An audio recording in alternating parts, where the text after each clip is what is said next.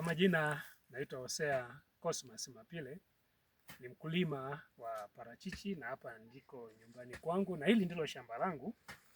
Kimsingi kama mkulima nimekuwa nikipambana kwa muda mrefu, lakini katika huduma zangu zote ambazo nimekuwa nikizifanya kwenye shamba langu, mara hii nimekutana na matokeo mazuri, hasa mara baada ya kuja kuitumia hii mbolea ya chokaa ya hakika.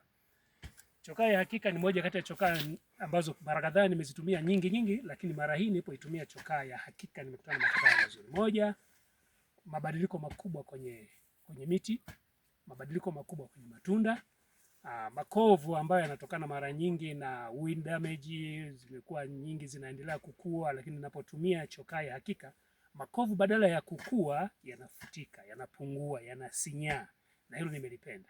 Lakini jambo lingine ambalo nimefurahia kwa chokaa hii pia, matunda yanakuwa na mng'ao unaopendeza. Zile brushing ambazo unaweza kuziona kwenye matunda zinafutika, alafu tunda linakuwa na mng'ao mzuri. Lakini ukuaji wa tunda na uzito wa tunda ni tofauti sana na wakati mwingine. Matunda yanakuwa na uzito mzuri kutokana na lishe nzuri ambayo inapatikana pia kwenye chokaa. Kwa sababu hii nimeridhika na matumizi mazuri ya mazao yanayotokana na hakika kama